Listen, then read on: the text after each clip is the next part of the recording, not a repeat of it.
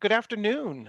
I'm with Spoma Jovanovic, who is a professor in communication studies at UNCG. And I'm so happy that you're here with us today for this oral history of the UNCG past faculty senate chairs. Thank you very much. Happy to be here. So let's just start. If you could just please introduce yourself a little more than I have and talk about yourself. Okay. Uh, well, most people are curious about my name, Spoma Jovanovic. My parents were immigrants from Serbia, and they actually met here in the United States, which is kind of interesting. They both left Serbia separately after World War II, but met each other in Detroit, which is where I was born. And then 6 months later, they decided to take a vacation to California and stayed and never went back. Actually, my dad drove back to Detroit and he got a job, drove back to Detroit and back to LA in 4 days and started a new job. So I was raised in Los Angeles and went to college at UCLA, graduated, and then worked for a while and in the sheriff's department in San Diego. I worked in a PR firm in San Francisco, started my own public relations agency, which I had for about 10 years in the San Francisco Bay Area, and then went back to school, got my master's and my Ph.D. in Colorado at the University of Denver, and then got a job at UNCG, which is where I moved to in 2001. So that's a little bit about my background. Wow, that's wonderful. That's fascinating, actually. I love hearing about people, how their their ancestors came and Yeah. met, and that's really fascinating. Yeah. Do you have any major hobbies outside of academia? Yeah. So besides raising three kids who are now young adults, that actually occupied much of my time in going to their, I don't know, sporting events and that sort of thing. I tried to get them involved in my hobbies, which I was not that successful, I must admit. I like to play tennis, and I dabble in real estate investing. That's kind of a thing, as well as, of course, reading and going to plays and doing those kind of entertainment fun things. That's wonderful. As a theater person and a tennis person, I appreciate those. Yeah. Um, do you have any awards or honors that you're particularly proud of, or work that you're particularly proud of? Uh, well, yeah, before I came to UNCG, I think probably the thing I would have pointed to was that I was pretty good at raising money for charity. I probably over the years, I don't know, raised well over $1 million in various aspects. When I had a PR firm, I frequently paired with nonprofits in different kinds of campaigns, which I mentioned that because when I came to UNCG and now I've been here 20 years, just about 20 years, my work is really focused on service and connection with the community and grassroots efforts for social change. And so while now my work doesn't focus on raising money, some of the honors that I've gotten kind of point to the service part, which is I think is related just in a different way. So at UNCG, I was very fortunate one year to get the Martin Luther King Jr. Service Award. I was quite surprised by that and humbled by that, which was wonderful. I'm happy to be one of the distinguished fellows with the Lloyd International Honors College in my discipline. I'm right now currently the director of the very first center that is funded by the National Communication Association with matching funds from UNCG. And it's the Center for Communication, Community Collaboration, and Change. And so we've been working with 5 different grassroots and nonprofit organizations in the community. And so that's been quite an honor to have that distinction of that first center and being its first director. I'm also very proud of being on a Homeland Security subcommittee, academic subcommittee, which was quite an interesting experience. I received an award from the Minority Access Incorporated organization as a role model for minorities. So this too, I'm kind of committed to equity and social justice, which I think that recognizes. And then finally, most recently, I was a fellow with the University of California's National Center for Free Speech and Civic Engagement, which really brings together my huge interests, both professionally and personally, which happens to be with free speech, expression, social change, and being civically involved. So I think those are the things I'm most proud of. Yeah. Sure, no, very interesting. Yeah. And to have it really coincide with your career, with what you're Yeah. very interested in is Yeah. wonderful and Yeah. very rewarding. Yeah. Um, so you are currently teaching at UNCG, and how long have you been teaching? You said it was a 2001. I'm sorry, is that right? Yeah, I came in 2001. So, it's just coming up on 20 years here at UNCG. Yeah. What do you like most about teaching? Um, well, Big broad question. yeah, no, there's a lot of great things. I think one of the things that teaching, besides of the obvious of working with young people and really helping them deepen their understanding of critical issues. So since my work is, on social change, on how people come together to work together, to collaborate, to create change, and specifically change focused on justice and equity.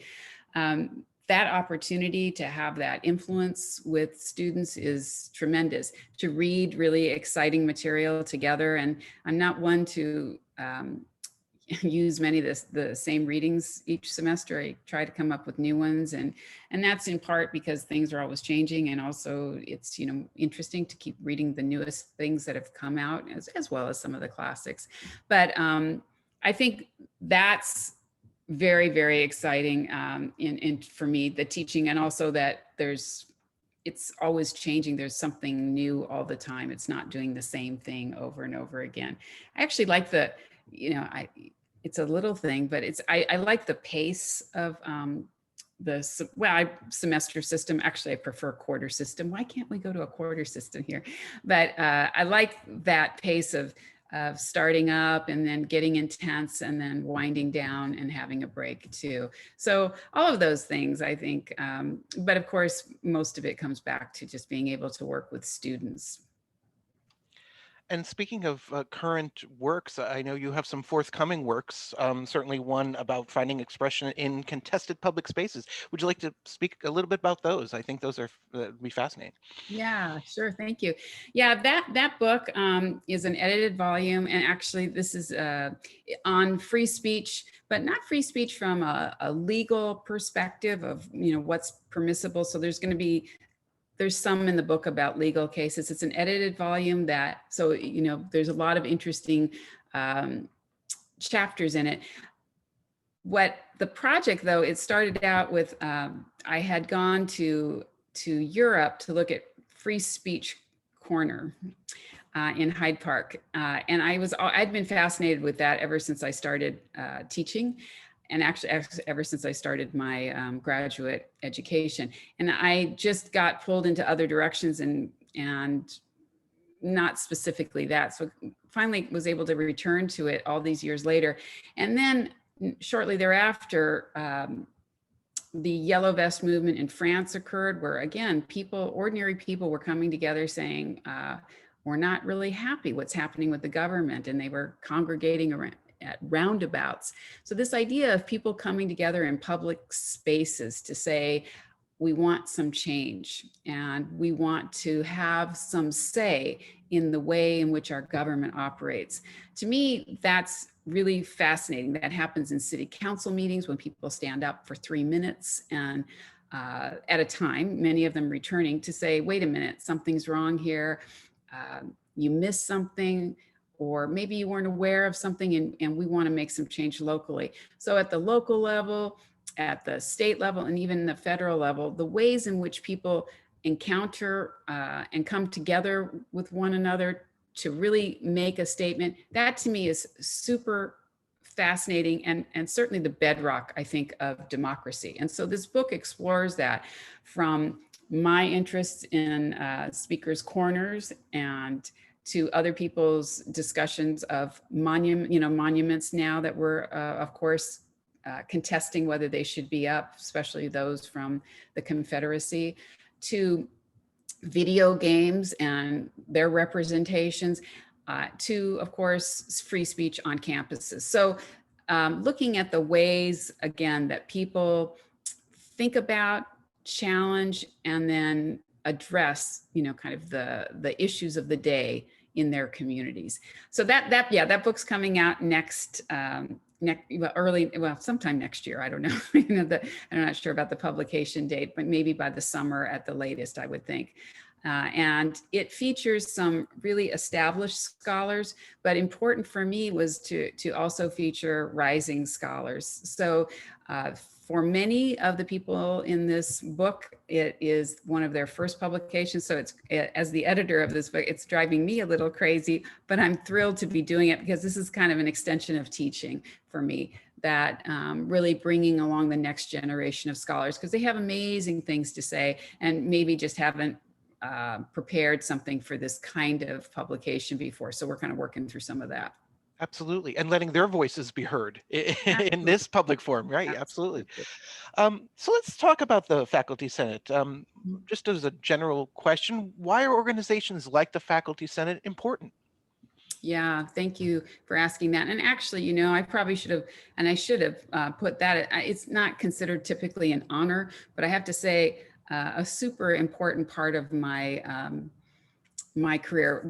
And I'm just going to step back for 1 second. I Absolutely. remember, Sure. yeah, years Absolutely. ago, actually, it was a past Faculty Senate chair, Rebecca Adams. Oh, yes.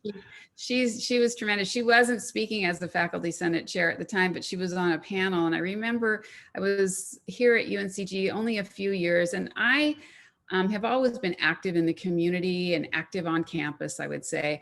And she gave some tremendous advice to me. Actually, it wasn't to me specifically, it was to everyone, but I really took it to heart, which was, while you're here, of course, as a new faculty member, you're very concerned about your research productivity and your teaching, as you should be. She said, but if you don't start doing the things that bring you joy in addition to that, you will find academic life to be far less robust than it could be.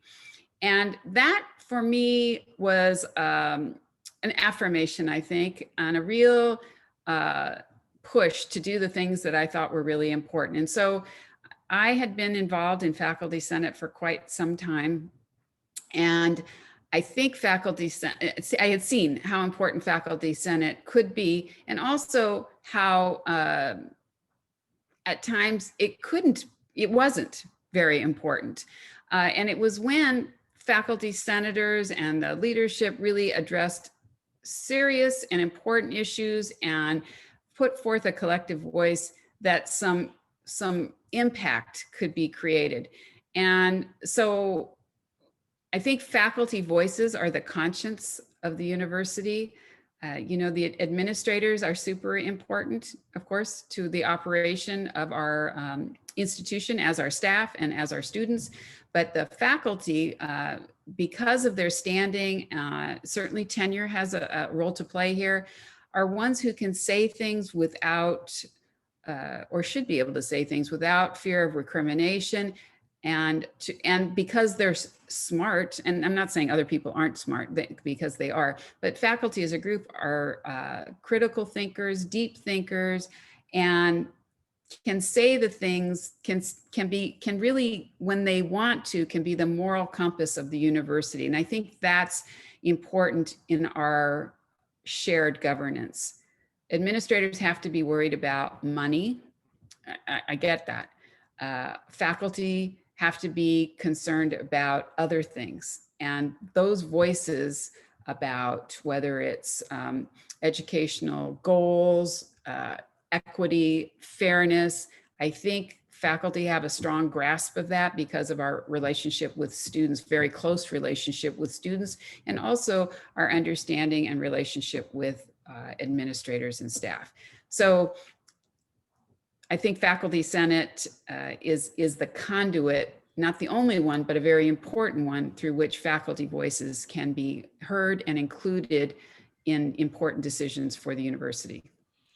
And you mentioned you've been with Faculty Senate for a long time. How did you actually first become involved with Faculty Senate?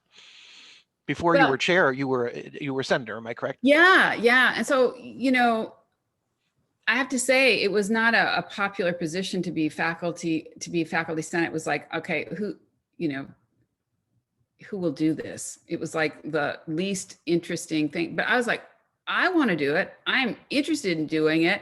And so I think um, I went in excited as all could be, which was very different than how previous faculty senators, at least in our department, approached the position.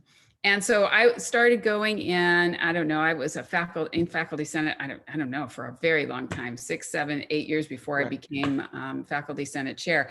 And we have a faculty senate secretary who takes minutes and things, but they would come out nearly a month later. So as a researcher and a scholar, I do ethnography. So I'm taking, madly taking notes during every meeting and distributing them immediately to my own department. And in the College of Arts and Sciences, we don't have every department in faculty senate. So I would send them to other people if they wanted to. I sent them to the dean. He requested them sometimes. So I was just, taking notes and took this very seriously, and, would raise issues and think about, how we might respond to some of these things. So that was kind of my trajectory. I was asked to run for faculty senate chair, I don't know, long before. And I said no, because I had some research activities. What was happening, I think, and this has changed, and I think I had a small part to play in that change, but people were being asked to run for faculty senate chair, kind of like, in the April meeting, to start like the next year, you would be the vice chair. It's like, wait, I plan out my agenda for several years, my research activities and that sort of thing. So the first time I was asked, I was honored by being asked to step up, but there's just no way. So I knew that I wanted to at some point, and then kind of planned for it, and was asked again to run for chair, and I did. And at that point, when I could clear my schedule sufficiently, because being faculty senate chair is more than a full-time job, I must say. Right. And that you speak to something I think that's really important. Timing is such an important issue of when a great leader can be the head of the Senate. Yeah. And so when were you actually the Faculty Senate chair? Your term? So I was the chair from the 2014 to 15. Yes. So yeah, that was and I was the faculty senate chair. The year I was chair was the last year that it was for 1 year. After that, we went to a 2-year term for faculty senate chair. In some ways it was different, a little different, but there was, now it's essentially when you commit to being chair, you're there for 4 years, incoming, or vice chair for 2 years, and then the year after as chair. Mine was really 3 years, the year before. Right. Under Patty Sink, you were the chair Yeah, elect. Is that correct? exactly. Under Patty Sink, and then mine, and then afterwards a year. Yeah. So Do you still serve? Are you still involved with Faculty Senate? no, now my colleague David Carlone is our faculty senator, and he's doing a great job. Fantastic. Oh, that's He great. follows that same kind of model, takes tremendous notes, sends it to us, really solicits our views and opinions, and then votes, based on kind of our feedback and our suggestions. Really very representative. Which again, this is another. I don't know if this is jumping ahead, but Oh, when I go was ahead, please. yeah, okay. So when I was faculty senate chair, I think prior to that, I had been told frequently that when you come in as as a faculty senator, you respond as kind of like that's it. And I, as faculty senate chair, we were addressing some pretty serious issues. Which I guess is true all the time, but we had very particularly a contentious one when our chancellor at the time stepped down, and to me it was incumbent upon the senators to go back to their departments and their units and solicit the feedback and to make everyone aware, all the faculty aware of what was going on, get their views and their impressions, and then cast your vote based on that information. I mean, I couldn't tell a senator that you vote one way if all your faculty were voting another way, but I asked them to seriously consider it and to see their role as a representative of their department. And that was a pretty significant shift, frankly. But it's one that I think is more important and more true to what a Senate ought to be doing in terms of representing the faculty fully. So this idea of, like, for instance, the minutes being shared with your department immediately after the meeting, I think should happen everywhere, but it wasn't happening. And so the faculty weren't aware of many of the things that were going on. And when you have, as we did then, and we do now, budget issues and budget cuts, potential budget cuts, when you have administrative challenges, when you have employees that in the university who may not be treated fairly, and of course all the regular stuff of curriculum and all of that. If you only have 37 or 27 senators, however many senators are on faculty senate, making decisions without consulting all of the faculty, I think we're losing out on the wisdom and the energy of people. Even if we don't all agree, there's tremendous talent and interest in if we can tap into it. And so that for me was very important. And I have to say, David Carlone, is our senator now, does a tremendous job of doing just that with us too. That's great. And I think that speaks to my next question of, as faculty senate chair, what are the actual duties that you performed? Well, so a lot.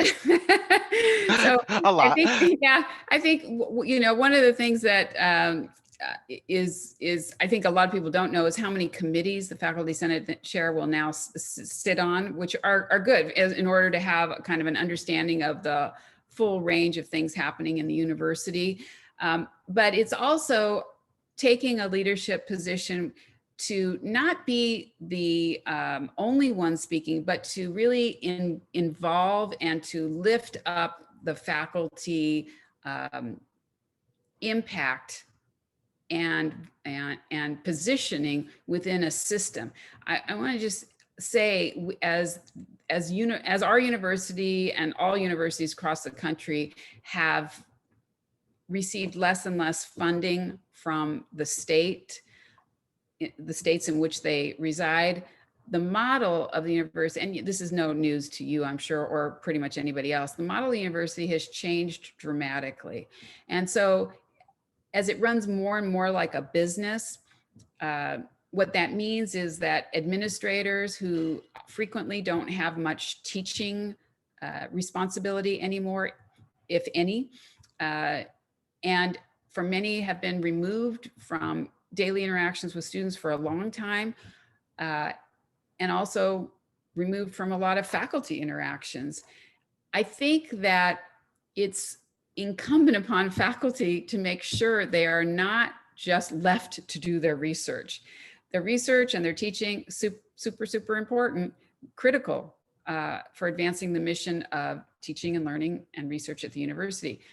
But the operation of the university itself is also something that belongs to and is shared with the faculty.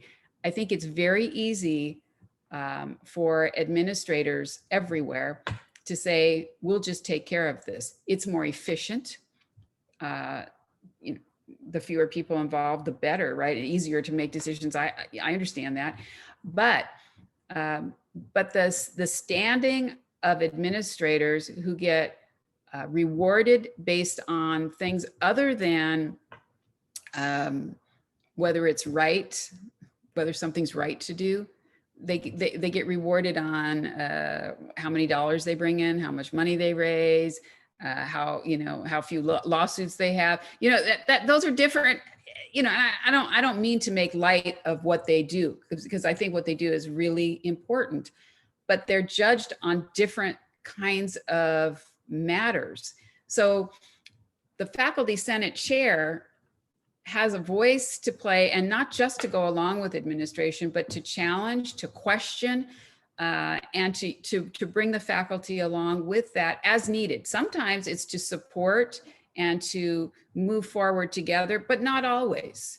And I think more and more as we go forward, the not always is going to happen more often, because fundamentally we are shifting away from what I see, unfortunately, the role of the university, which is to teach and educate students to address complex issues that can make the world better, not to make sure that we are profitable, that we, which I understand. I'm not naive. We need to be able to operate so that we can afford to have faculty and all kinds of other things. But I don't think, as an example, many of our administrators have made wise decisions always in the past about where funding goes. I think, and this came up during my term as faculty senate chair. I think a lot of money gets put into auxiliary activities that are not central to the mission of the university. And we've seen some of the problems with that. So, the one that at the time was can I get into this with you? You sure can. You absolutely. Okay. I mean, I'm just trying to be honest here. I think that's important. I think that's very important. Yeah. So the year, and this was not just 1 year, it was several years, but, we built a new, beautiful, whatever it's called now. It's not called rec center, wellness center, recreation center, which I don't think anybody, for instance, contested that we could use a new one, but the cost of that was astronomical, $92 million, more than the Performing Arts Center downtown was $60 million.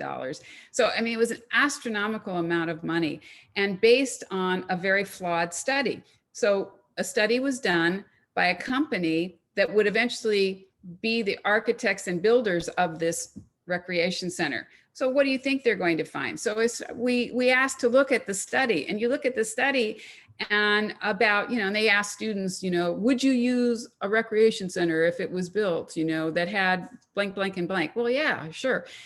I'm not sure, but the study didn't demonstrate the need for this amount of money to go toward that particular project. But unfortunately, by the time at least that we could have these conversations, the administration had made a decision that we're going to go forward with this.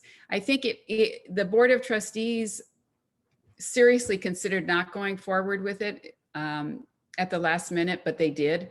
And I'm not, whether that was the right thing to do or not, people will have different viewpoints on, but that we didn't take the time to more seriously engage in deep dialogue about that with faculty, with students, frankly, and with administrators, I think was a missed opportunity. And I think that's the problem when administrators move forward without consulting. And I think that expenditure has remained kind of an albatross on the backs of students, a tremendous amount of money in terms of fees. I'm not sure, I certainly am in the camp. I don't think it was a wise decision, not at that scale.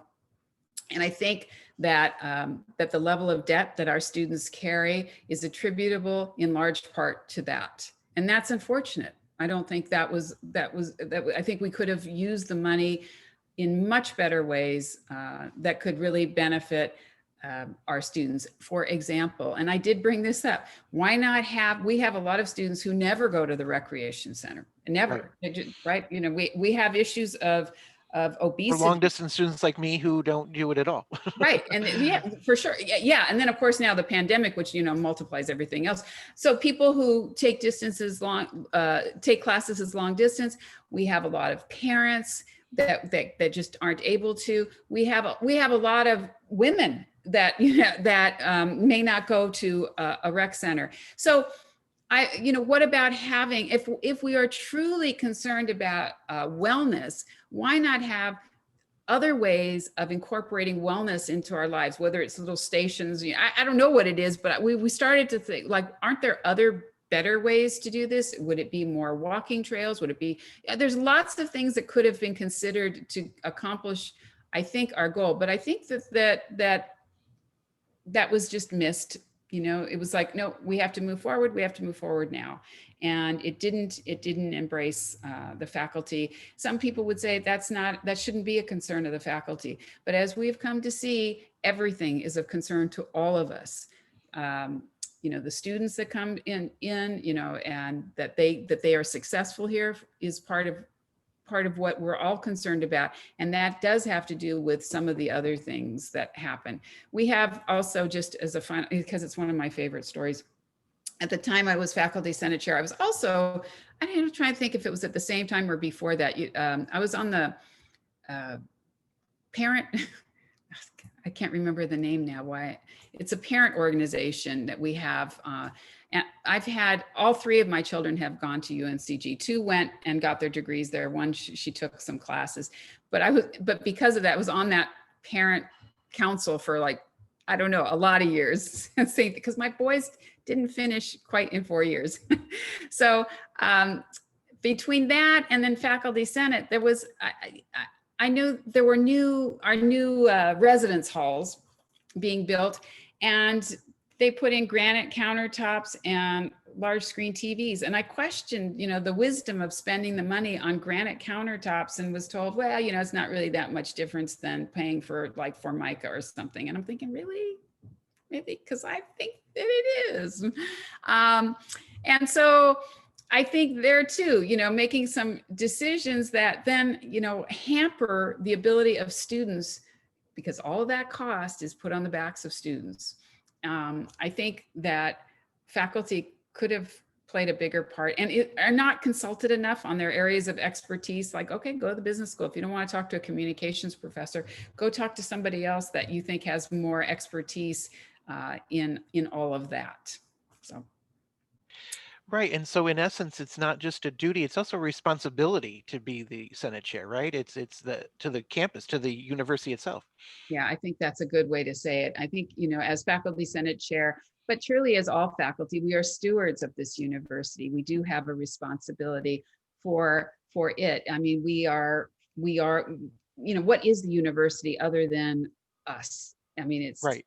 right. It's the faculty, it's the buildings, I guess. It's, it's the administrators, the staff, the students, it's us together. And in essence, ever changing. Yeah, for sure. Yeah. For sure. So in the nitty gritty of being the chair, what are actually some of the skills that are required to have that duty and that responsibility to make that happen? Well, they're not all that different than a lot of other things. I think having strong communication skills, being transparent, are critical to the job. Really letting people know as chair what it is you're doing, why you're doing it, and who you're involving. So also collaboration. I think when I became faculty senate chair, for instance, one of the very first things I did is I met one-on-one in person with every faculty senate chair I could find, to find out what they had done, what words of wisdom they would have, what cautionary notes they would, offer, and to get the perspective. I had been a senator and I knew what that was like, but I didn't know what a chair should do, and how they saw that role. Of course, we all come in as chairs with a different perspective based on who we are. And so for me, in addition to communication and collaboration, which I think all faculty senate chairs would say are very important, one for me that I think is particularly critical is to be courageous, which is to be willing to say the unpopular thing and be willing to take the heat as needed on some of those issues. And I think it also is ensuring a strong faculty senate chair will ensure that more faculty are involved rather than fewer in all kinds of, activities. So if it's the budget, getting more faculty involved in the budget process. of making sure that we have committees, but it doesn't have to be only the committees, having avenues and opportunities for people to learn and to participate fully. I think a faculty senate chair has insight into a lot of the operations of the university and the system. And so sharing that with faculty. So You're good. okay. So what I think a good faculty senate chair can do is really provide opportunities for other faculty to step up and participate in ways they may not have known about previously, because the faculty senate chair has insight into a lot of the different ways in which the university operates, as well as the larger system. Certainly, I was introduced to things that I didn't know happened in quite that way, and so I tried to let faculty know, here are opportunities, here are ways in which you or we can participate, can get involved, can collaborate with others, can organize to express dissent, whatever it might be. But just so I think that's really important, to really mobilize and to provide opportunities for faculty. And I think it's important that the faculty senate chair be willing to express courageously the feelings and the views of the faculty. Sometimes those will be in tandem with the administration or the system, and sometimes they will not. And to be able to take the heat, to be able to have, I think, principled reasons for maybe being on opposite sides of an issue of the administration, very important.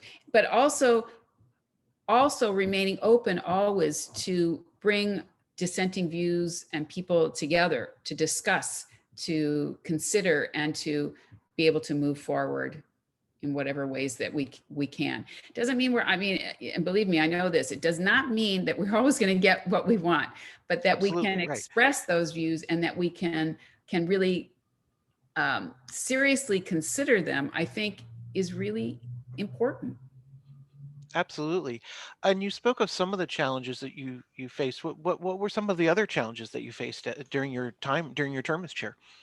Well, we were we were considering budget cuts after budget cuts after budget cuts. So I think there was a residual impact of that. We also, during my year, we did not go through this academic prioritization of our departments, but we were still feeling the fallout. The morale was very low among faculty during the year I came. So actually, one of the first things I did in the summer before I even right before I became faculty senate chair officially, I met with our chancellor over the summer. Sorry.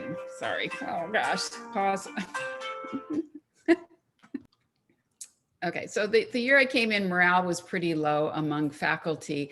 And this was a result of budget cuts that we've been continuing to have, as well as the academic prioritization, which was, some attempt at, a feeble attempt, unfortunately, of saying which departments were more valuable than another. And none of that worked out very well, frankly, and was,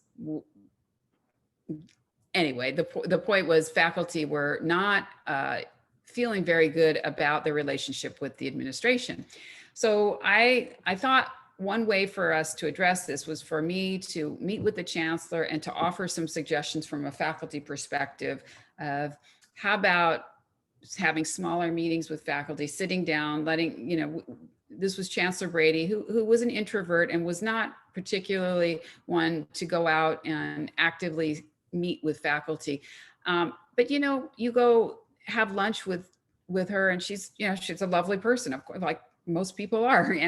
And so tried to really establish a relationship with her so that we could integrate more, I think collaborate more, faculty administration. When I became faculty senate chair, we had a U-shaped meeting where people were very far away. I introduced this idea of roundtables, which was not that popular with some people, I'm going to say. But the reason I did that was I wanted the chancellor and the provost to be able to sit among faculty. the way it was, they were separated from them in our meetings prior to that. And I thought, and I built in some time for some informal conversation so that we know that the best way to build relationships and trust anywhere is through breaking bread together. Well, we didn't have food. Well, we did have a little food before the meetings, but through informal conversation, as well as dealing with the important issues on our agendas each month. So this was my attempt to go that way. But as it would turn out, that didn't work so well for a lot of reasons. That year, it was a scandal, quite frankly. We had staff members let go and prosecuted, arrested for things that were later completely dismissed. And the faculty organized along with the staff to say, you can't do this, it's wrong. That led to a series of really unfortunate issues. And the trust between the faculty and the chancellor deteriorated even further. By mid-academic year, the chancellor stepped down. She did not have the support of the faculty or the board of trustees at that point. We were getting terrible press. And unfortunately, we had terrible press for good reason. This arrest of 3, it was, called the UNCG 3, and charges brought by the district attorney for falsifying records, time management. These were 20-year plus employees who had been dedicated, had never received a negative evaluation, but we had a new head of communications who, at the behest of the chancellor, I don't know what happened, but anyway, chancellor stepped down, he stepped down. I mean, most of our administrators stepped down at at the highest level that year. So that was a major impact on what we could do. The good that came out of that is that we got a new chancellor, our current chancellor, and I think the faculty and faculty senate became stronger in asserting their views. And not everybody agreed about all of this. I want to say there were some people who remained supportive of Chancellor Brady. But in any case, she stepped down, and I think that was for the good of the university, frankly. So that was there. I think another challenge was we had for a long time not done a very good job at UNCG of retaining faculty of color, and I think there'd been lots of attempts to do better at that. So as faculty senate chair, I said we need to have a committee on equity, diversity, and inclusion, because when we have other kinds of ad hoc committees, or if it's not institutionalized, there's nowhere for it to be to remain a priority. And so that was so we did that. We introduced that, and I was very, very, very happy that then from the process is it's an ad hoc committee one year, and then the next year it becomes the permanent committee. Was that the first EDI committee to? Yeah, it was. Yeah. So we had a chancellor's task force. We'd had other kinds, but that's what I'm saying. We didn't have it. And as a result, we were able to do things that in other parts of the university, there were people working on things. So for instance, in the College of Arts and Sciences, there was a committee there working to get the parental leave policy changed to better support particularly women faculty who would have a baby in the middle of the semester. We didn't have a good policy. But alone, they weren't able, they did tremendous research. But with a faculty senate committee, it was that was able to push that forward and get changes made in our parental leave policy, really positive changes. And that had to do with equity, right? And it had to do with the things that we consider important. The same thing with diversity, inclusion. Those are really important values. So to not have that represented on a faculty senate, I think was a mistake. So I was pleased that we were able to get that going forward. I think related to that, uh, and somewhat related to the issues with the administration, that was the year that we pulled together a group of some administrators, frankly, and faculty and staff to research what would it be to have an ombuds on campus. We had a lot of problems. And we went as a group to Chapel Hill. We researched ombuds groups all over the country, but we had a great model in Chapel Hill, and we forwarded a proposal that to date has still not been funded, but I think it's still on the table. Can So you elucidate a little bit more about the ombuds, like especially the one at Chapel Hill, just so we're clear what exactly that would be for the campus? sure. So the ombuds would be an independent office, and it only has to be one or two or three people that would be able to receive or to meet with faculty. And we were looking at it as for faculty and staff. Some have it for faculty, staff, and students, but we were looking particularly faculty and staff. So somebody who was unhappy with how things were going, but didn't want to file a formal grievance, would have a place, a person to consult with. What the ombuds can do is provide resources, suggestions to the individual who comes in a confidential setting, which is very important. I'm amazed at, frankly, how much fear exists among faculty and staff with regard to their employment status. I understand, actually, certainly among staff and non-tenured faculty, because they could be let go for any reason. I understand less about tenured, but I'm going to tell you the fear is there as much as anywhere. So the ombuds would be that person and that office that would respond to some of the issues and concerns and provide opportunities to consider resources and other things, confidential. For the administration, the ombuds provides a really, I think, an inside look as to what's happening in the university. So the ombuds would prepare reports of, let's say, how many meetings they had during the month and what kinds of issues were addressed. So that person becomes really, I think, an essential kind of information source for the chancellor and the provost as to what's going on, because of course a lot of people aren't going to go and talk to them about those issues.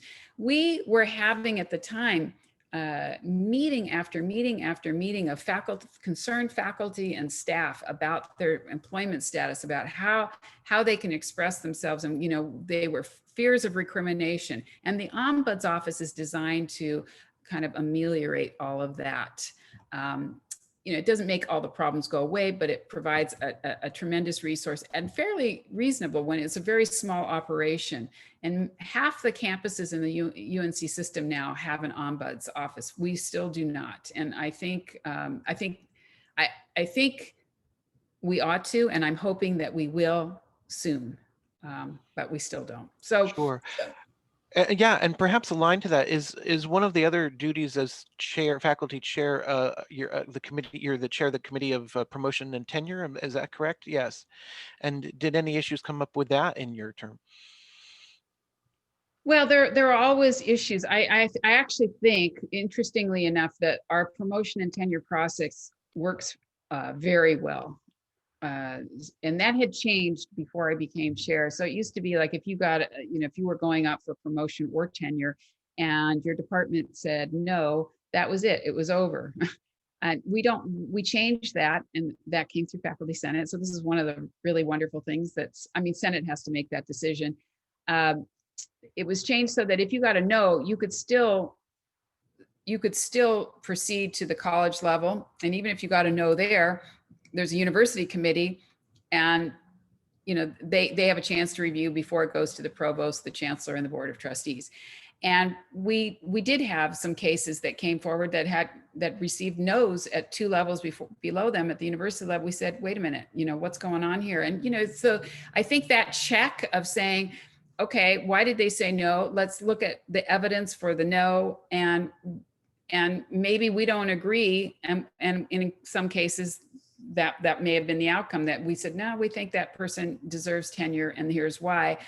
And then, it goes on, and the provost and the chancellor make the final decision. Well, of course, the board of trustees too.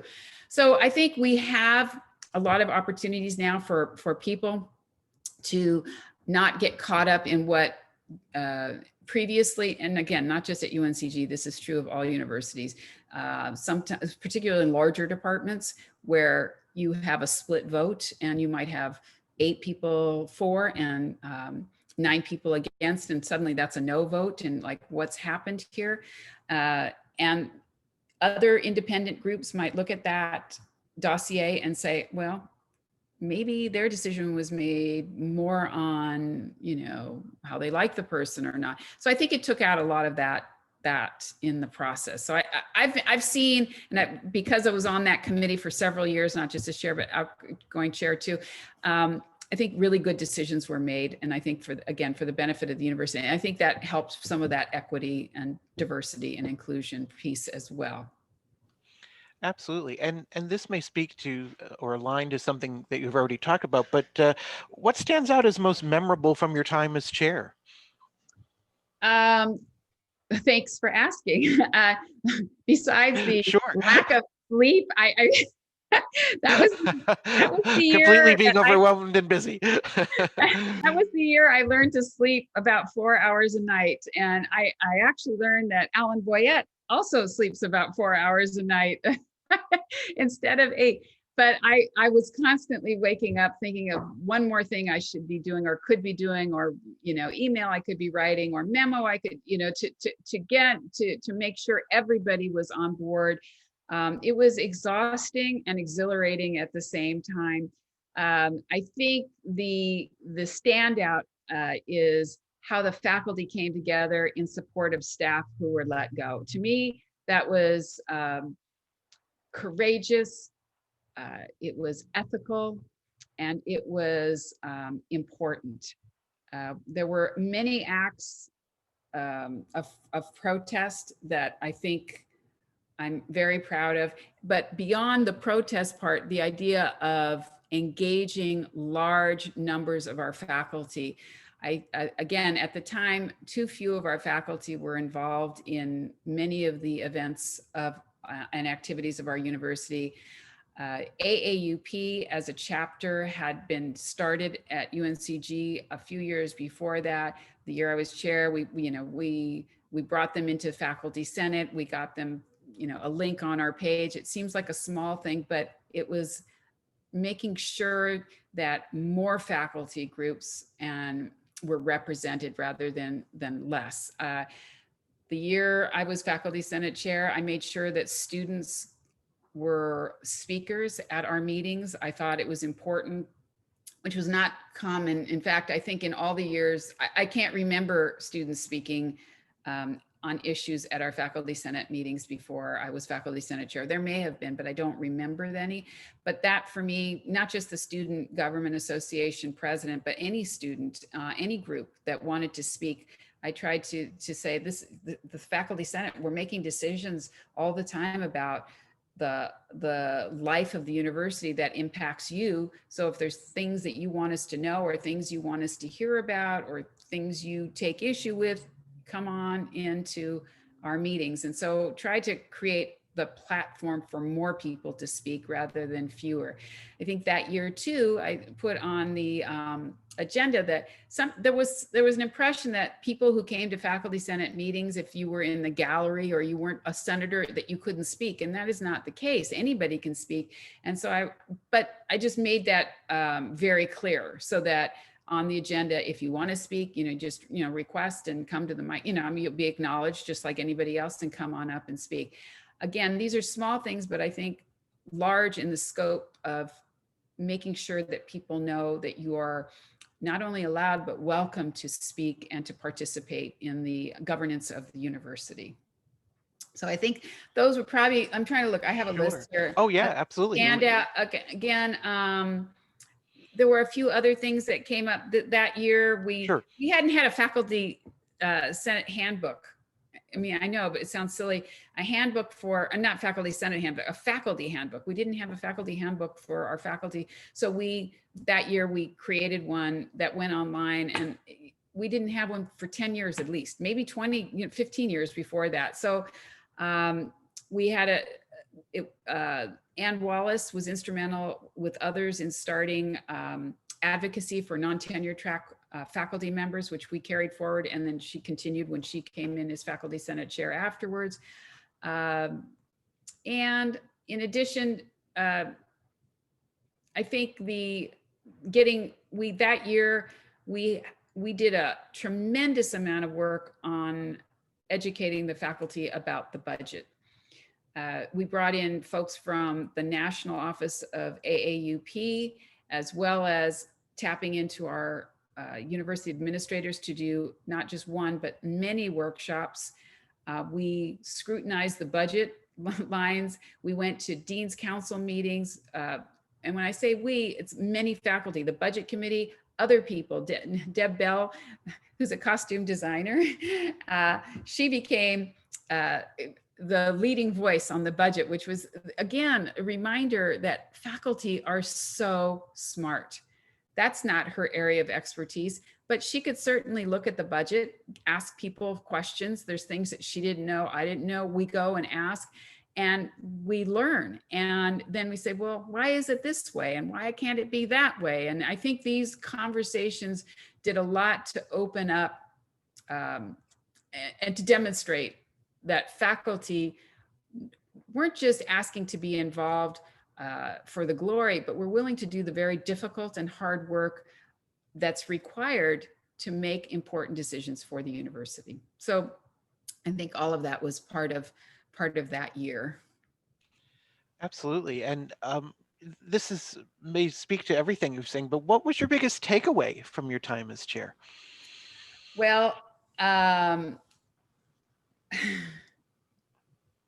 or there were many things maybe. Yeah, there are, but I would say that too often there's an adversarial relationship between administrators and faculty. There's not a lot of trust between the two a lot of times, and there wasn't at the time. Actually, we had a chancellor who said it was easier to work with the Russians than to work with this faculty. And I think that spoke to the problem. That adversarial relationship doesn't have to be, and it shouldn't be, frankly.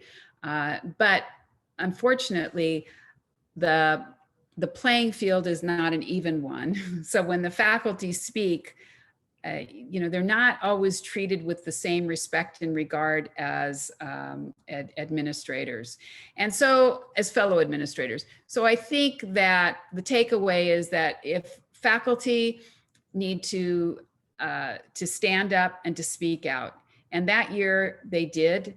In subsequent years, we have, and in future years, I hope we will with even more gusto. This particular campus at UNCG has in general had a reputation of being very collegial. And while that is a good thing, I think it has been a hindrance in the past for faculty to speak up.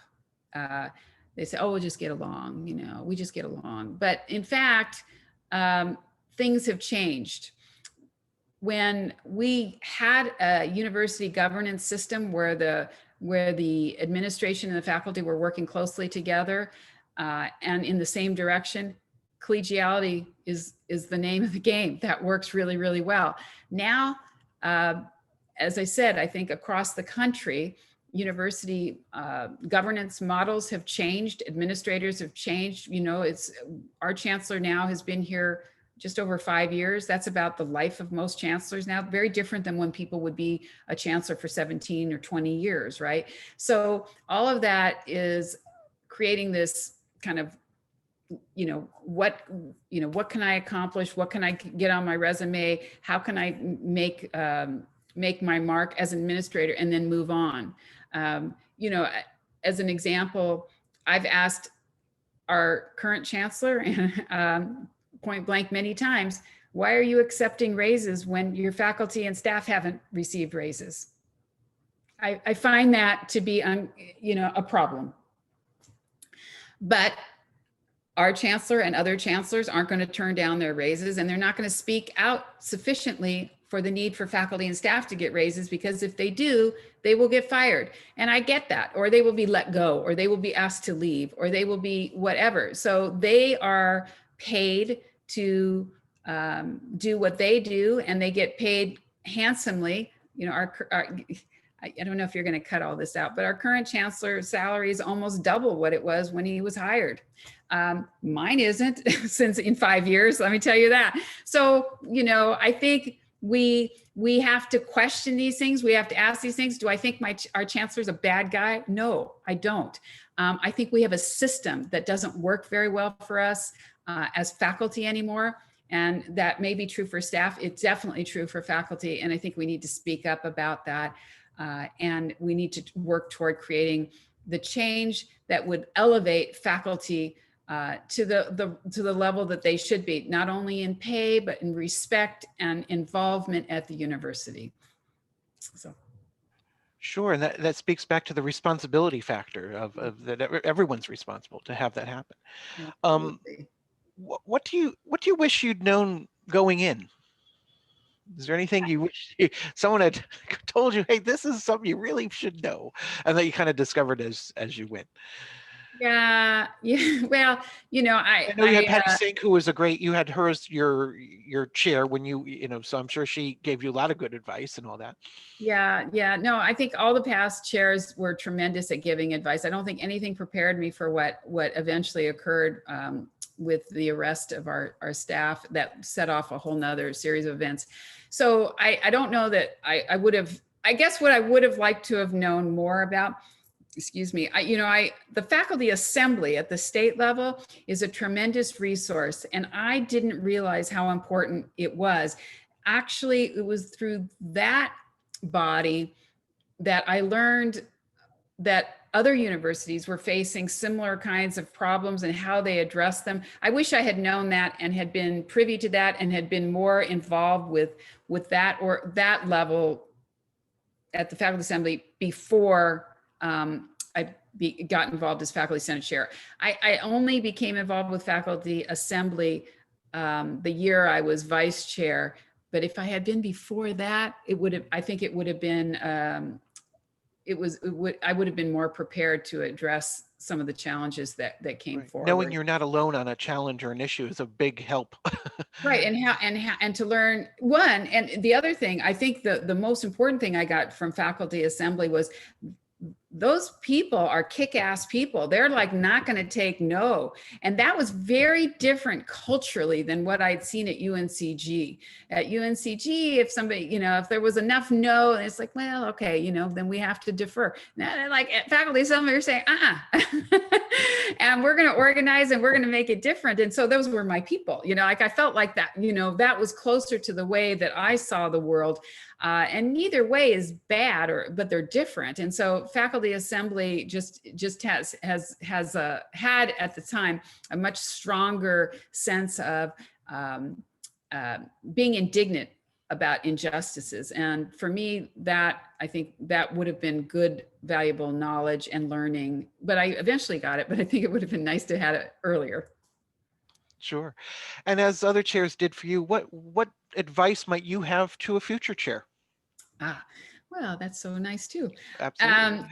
Don't be afraid, stand up, speak out, bring faculty along, provide full as you can, the scope and knowledge of what's happening so that faculty can participate and join with you, or even, push back against you in terms of the direction that we're moving. There are too many vital decisions that need to be made. Not one person ought to be doing them. The faculty senate chair should not be the faculty representative, but the faculty senate chair can be the one that can bring those issues to the full faculty in various ways. And I think whether both online, through faculty senators, through forums, all those different means, and not everybody's going to come, not all faculty are going to join, but to create a sense of importance and urgency where it is needed, and to